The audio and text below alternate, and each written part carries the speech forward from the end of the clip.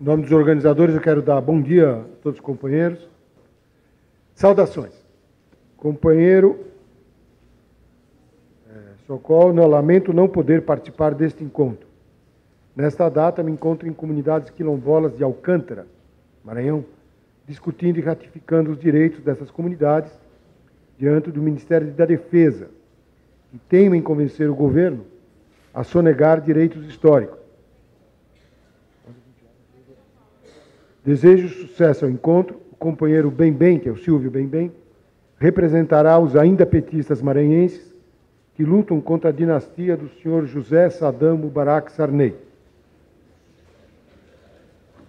Mais uma vez, lhe agradeço pelo apoio durante o gesto extremo da greve de fome. Convido a visitar o Maranhão. Tirando a família do Fute, temos muita gente boa e uma farta natureza com os lençóis maranhenses. Afinal, você deve estar enojado das águas poluídas do Tietê. Obrigado e sucesso, deputado Domingos Dutra. Sim, para apresentar a mesa, começando pela esquerda, deputado Adriano Diogo, PT daqui de São Paulo. Obrigado pela Alex. Ganhei o dia. O Júlio Turra, que é membro da Executiva Nacional da CUT. E sempre que tem esquerda tem direita, né? Então, centro-direita é o mesmo, Marcos Socorro, membro do Diretório Nacional. E o deputado estadual José Cândido, daqui do PT de São Paulo. Bem, companheiros, então, para introduzir os debates, esse é o terceiro encontro, né? Restabelecer a memória para todos. Nós começamos no primeiro evento no final de 2008, no segundo encontro tinha uma centena de delegados. Esse encontro, pelas confirmações, deve representar um progresso.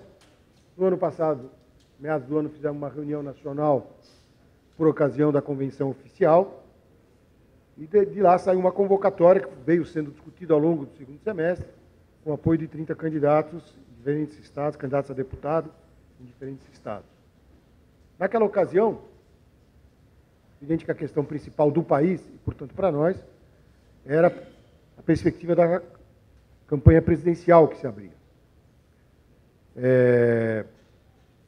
Nós nos concentramos em algumas bandeiras, e depois procuramos trabalhar ao longo da eleição, num questionamento das alianças, que já se anunciavam contraditórias com essas bandeiras, e definimos algumas iniciativas de campanha, por assim dizer, que não dependem das eleições, como a campanha que foi feita, como vocês devem se lembrar, em defesa da retomada do monopólio do petróleo, segundo a proposta da Federação dos Petroleiros da CUT, e, ao mesmo tempo, uma campanha, essa altura já virou permanente,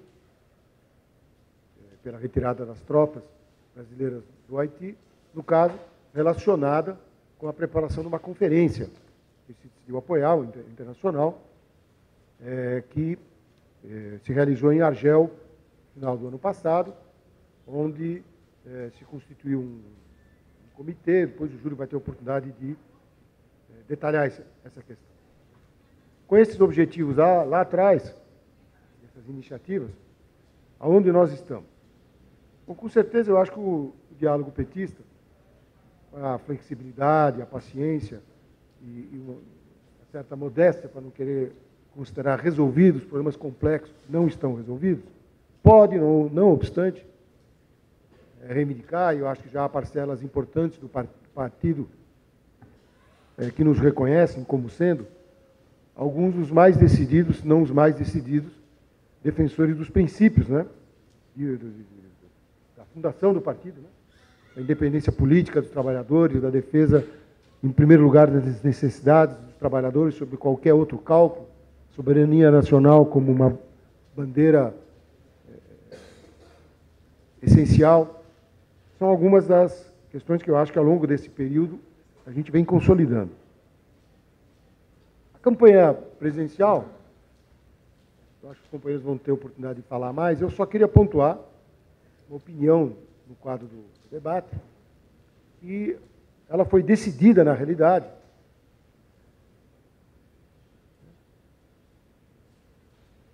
em iniciativas que vieram mais de fora da estrutura, da direção da campanha, do que propriamente dito na TV ou na aliança com o senhor PMDB e o particular, né, grande aliado, expresso na vice-candidatura do Michel Temer.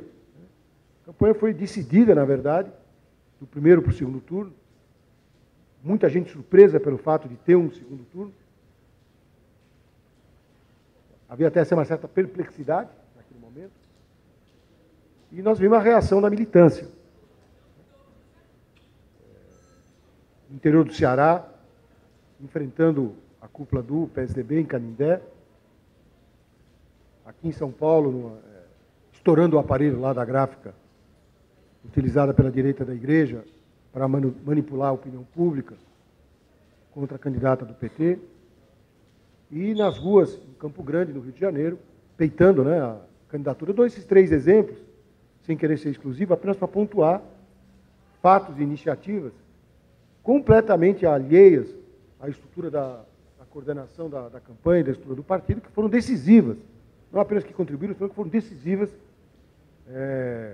para a derrota do candidato preferido do grande capital, que era o Serra.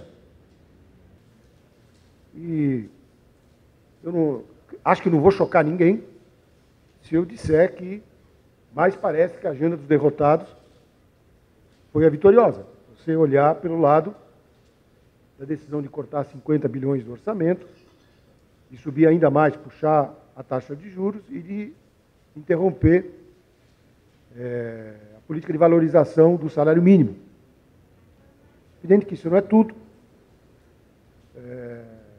Por exemplo, quando a presidente esteve na Argentina, recebeu as madres na Praça de Maio, como que sinalizando uma disposição de, quem sabe, finalmente, alguém abrir as investigações no Brasil sobre os crimes da ditadura não punidos. Também é verdade que, em face da revolta que teve em Giral, em Santo Antônio, a Casa Civil tomou a iniciativa de chamar a CUT para propor algum tipo de negociação que obrigasse os patrões a respeitar padrões mínimos. Na verdade, a própria legislação. Né? Mas é fato, e aí, como eu disse, a gente tem que ser realista, é fato que o que determina, né, o que dá a marca dessa primeira fase, não é um gesto simbólico como o das madres, e nem a reação, na verdade, obrigada à greve dos trabalhadores, porque ali a iniciativa era dos trabalhadores contra os patrões. O que dá marca são as iniciativas de governo, tais como aquelas que eu citei, né? Em relação ao orçamento, em relação à legislação do trabalho e à atividade do Banco Central.